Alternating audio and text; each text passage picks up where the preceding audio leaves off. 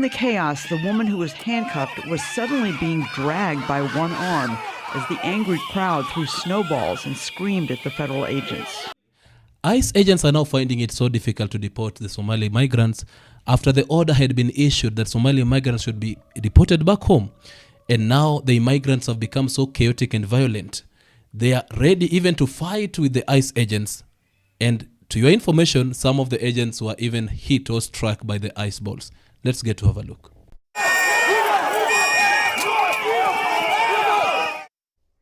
This was a chaotic scene in South Minneapolis. Demonstrators clearly outnumbered ICE officers as local law enforcement tried to keep the peace. WCCO's Esme Murphy joins us now to show us what she and photojournalist Joe Kaczynski witnessed. Hi there, Esme. Hi there, Amelia. Well, we were just down the street at the Carmel Mall, which is a popular Somali mall, when we heard a whistle, then we heard a second whistle, then we heard people screaming and saw people running. We ran too towards the scene. The first images were chaos, pushing, shoving, and screaming. We made our way to the center of the crowd and found a woman being held face down on the ground. People were screaming to let her go. We kept yelling, she's pregnant, she's pregnant, she's pregnant. They put their knees in her and we kept telling them, she can't breathe, let her up, let her up. In the chaos, the woman who was handcuffed was suddenly being dragged by one arm as the angry crowd threw snowballs and screamed at the federal agents. We first heard this raid before we saw it. We could hear people whistling. A lot of people around here have whistles that apparently is what people are carrying as they watch out for ice raids in South Minneapolis. Soon, more and more observers, neighborhood residents, people who heard the sound from Lake Street just 2 blocks away began gathering. And so did local law enforcement. We saw 2 Minneapolis police officers and a number of Hennepin County Sheriff's deputies arrive on the scene. At one point, it looked like a federal agent was pushed to the ground. Yeah, it's unbelievable what I see right now. In our city, our neighborhood, you know, yeah, it's kind of a little bit of war going on. As ICE began using pepper spray, some people needed help clearing their eyes. As the confrontations continued, one man who had appeared to be observing was suddenly on the ground as the crowd kept chanting at the officers to let him go. We saw one federal officer tasing another observer.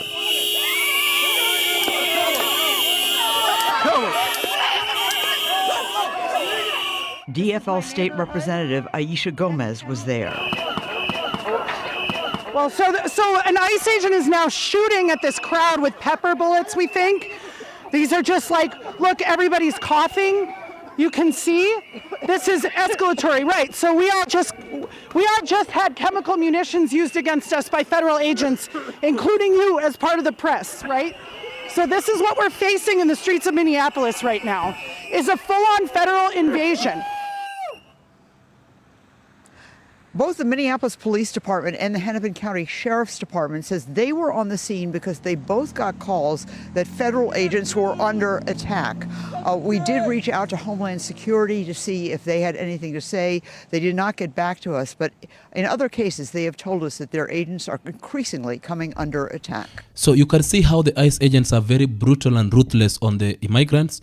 Even if they are immigrants, but that isn't right. Pulling somebody on the ground on the ice, the place is so cold. And these guys are so ruthless and inhuman. That is called dehumanization. And now on the next video, let's get to have to see on how the ICE agents are actually intruding the people's privacy and claiming that they have whatsoever right to pull people out of their private properties.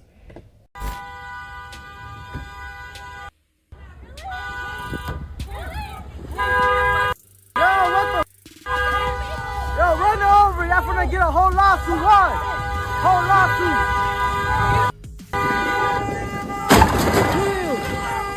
Yeah! Hit and run, hit and run! That's a hit and run, hit and run! Hit and run! That's a hit and run! As you can see through the scene, the ICE agents have rammed into a lady's vehicle. And now the witnesses are making noise, hit and run, hit and run. Now the guys are ashamed, coming out of their vehicle, trying to create a scene as if something wrong has happened, and then intruding into the lady's vehicle without the lady's permission. That is not right. You guys hit her! What's wrong with y'all? Y'all bust a whole U-turn in the middle of the street! Y'all hit her! The shameless ICE agents, after realizing that they had caused a scenario, came out of the vehicle, pulled out their guns on the lady as if the lady was a criminal, and then went ahead to open the door, pulled the lady out of the vehicle, and pinned the lady down, detaining the lady for many hours without having any reason. Look at this. Is this the kind of democracy that America is trying to show to the whole world? Why? I'm gonna break it. Why? Break it. Why? Why? Why are you driving like you're driving? I'm driving because I'm following you guys. The community needs to know. It's against the law to follow people who drive like that. It is. I'm using all my legal stuff. You're not using legal stuff. Yes, I am. Driver's license, please. You can. For what? You're not a police officer. I am an officer. You're not a police officer. I am an officer. Where? I need to see your ID. You're not a police officer. You're following me around. I need to see your ID. I have the right to follow and record. You do not have a right to follow people around like that. I have the right to follow and record. I'm not breaking no laws. You are. I'm not breaking any laws. ID, please. What law did I break? How were you driving? You're driving erratic. You're breaking the law. No, I was not. I was not. My name is Jesse. ID, please. My name is Jesse. By law, you gotta give identification. Yes, to a police officer. We are officers of the law. I want a police officer here. Okay, fine. Police officer. Call 911. All right. Just so you guys are aware, we're stopped with one that kept following us around. It's gonna be... Such like incidences has sparked chaos in all the social media platforms. When the ICE agents enters a daycare is where the kids actually are kept for the day when their parents have gone to work. And you understand that parents actually believe that that is the safest place where to leave their kids. And now the agents of the ICE cracks into this daycare, then happens to arrest the teacher that is actually mandated to take care of the kids. How do you call that? Isn't that the terrorism of its own kind? Then these agents, after arresting the teacher, goes ahead to try find other teachers in other rooms who are also there to manage or take care of these children. Then arrest all these teachers also. Fine, I know that it is a crackdown on the illegal immigrants that are not documented, but sometimes you get in your normal mind, you should get to understand when the essential services are very much important. You cannot actually arrest a teacher who is trying to take care or attend to a student or a child. Delia Catalina Ramirez. I want to talk to you about what happened here in Chicago, just across from my district, at a daycare that I know really well. Let's be clear. ICE broke into that daycare and took a daycare teacher while children were in that daycare. They didn't just take her. They went back in and went into other rooms, asking teachers for papers while children were inside. This is what's happening right now via that force of terror called Homeland Security under Kristi Noem. You're watching terrorize families, children. I went into the daycare this morning as part of rapid response, and I see teachers, I see parents crying. They're wondering, how could it be possible that the place that's supposed to keep my children safe for 8 hours while I go to work has been broken into by these masked agents with guns running through the daycare? So I want to ask, for those of you that are saying, well, this person is undocumented, or, they were just doing their job. There is no justifying. There is no way that you can say that what happened was okay. Children were in that building. Teachers who care for our children were terrorized. I saw a little boy, a 3-year-old boy, who was waiting for his mom to pick him up while the teachers were there in fear. His heart was beating so fast. I thought his heart would come out of his chest from how scared he was. This agency of terror is terrorizing our children, our families, our communities, and it is our responsibility to do everything in our power to protect them. After arresting the daycare teacher and scaring the children, the ICE agents proceeded into the hospital where surgery was going on and demanded to arrest a surgical officer that was actually in duty. This is what we are condemning as inhumanity, and that is not what America stands for. Get out. Coming into private business like this? Get out. You're touching the federal agent. You are not a federal agent to begin with. I'm not touching you. Identify yourself. A 79-year-old business owner was badly slammed into the ground by the ICE agents during their crackdown on the illegal immigrants. Let's get to hear what the man had to say. You do not F with ICE. You do not F with ICE. You do not F with ICE. That's all they learn. I guess that's all the English they need. I was begging him. I have a heart condition. The surveillance camera shows how the agents rammed into the man, pulling the man down while he was running into the man's business, trying to find the man's workers to actually investigate if the workers do have the legal documents. And now this is what happened.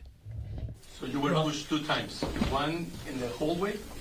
One in the hallway and one outside. What can I do for you? That one of the guys came, grabbed me here, and 2 guys attacked me from the back and they threw me on the ground. During a news conference called by the slammed old man's attorney, the attorney announced a $50 million fine on the ICE agents when this man claimed that he suffered from several body injuries, breaking his ribs and damaging his brain, caused by him being slammed down on the ground by the ICE agents. He said he was detained for several hours. When the officers knew that he was illegally detained, they still kept him and I said, okay, let me go. But even though he agreed that I don't belong there, it took him 10, 11 hours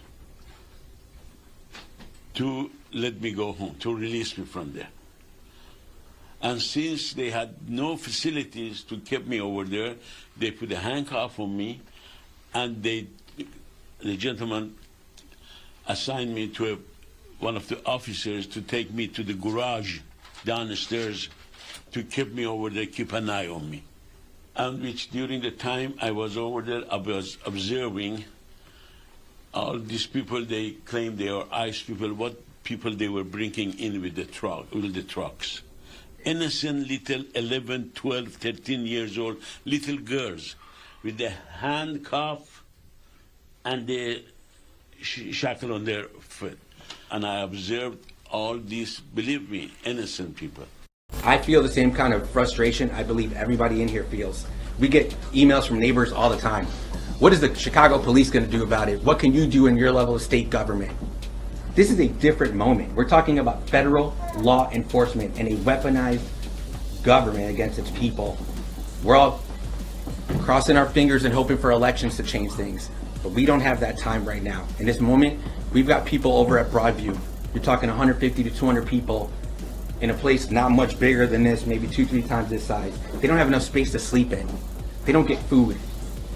And when we talk to organizations like ICE or TRP, they want those places to continue because it might be the only way to track them. People are, but they can't be expanded. Definitely not. But what we know is without those there, you might even not know where they are. We have, I think, over 170 citizens that have been detained. So I would say this, we've been watching as these attacks have happened to every community. They've taken away history from our black community. They've had our trans folks running around in fear. And now they're taking these actions against, whether you're undocumented or citizens, it is happening.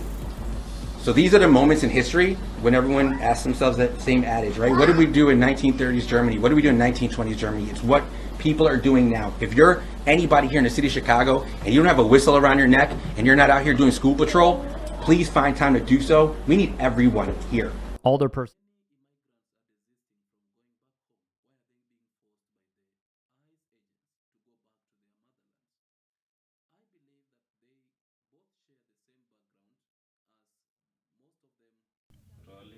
So why do you think that many immigrants are desisting from going back home? Why are they being forced by the ICE agents to go back to their motherlands?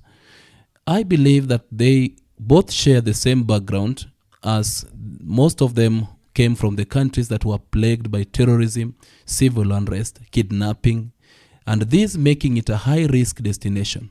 For example, in Somali, there is a terrorism group called Al-Shabaab, a terror group that continues to carry out attacks, and the United States at one point has marked Somali as a level 4, do not travel, which means they raised a red flag against Somali, warning their citizens not to travel to Somaliland. And now, believe me, that is the country that the President of the United States currently wants to deport the Somali migrants back to. even if the Minnesota fraud case or the corruption case was the problem, but I believe not all the Somalis were involved. So I believe that the House of Congress should consider that with a lot of intensity and get to choose whom to deport and whom not to deport. And on the other hand, from these countries, people do struggle, and there is unemployment, limited access to education, healthcare. The youth's unemployment rate rises up beyond even 60%, leaving many people without prospect. So among these immigrants, there are a number of them who have spent years abroad, and this, as a result, will cause them to struggle to judicize to the local cultures and language, feeling like outsiders in their own countries. On the other hand, also, many of these immigrants have experienced traumatic events, and returning home can trigger memories of violence and displacement, as what they left back home was purely hate. Many people do actually seek better lives in the United States of America as a means of asylum, seeking refuge or trying to find a place that is more safer for them to stay. And so as you keep watching that video of the Somali problems and challenges, you are going to understand what the illegal immigrants are going through back home. And that is why most of them are desisting going back home. Risky exercise, and buying food in the city is terribly expensive. To earn money, Mako does domestic work. hadda ninkayga wax ma haayo awlaadayda sidoo kale anigana wax ma haayo meelahan ka qarabta dhaqad waxaas wax la mid ah leeyahay waxaan had heysana male waxaan jecelnahay inaan dadka gargaarka muddo u gargaaro inaan wax fiican loo soo gaarsiiyo.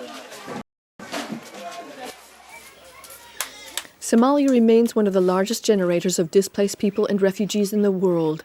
It's estimated that 1.4 million Somalis are displaced inside the country, and over 500,000 more are refugees in neighboring states.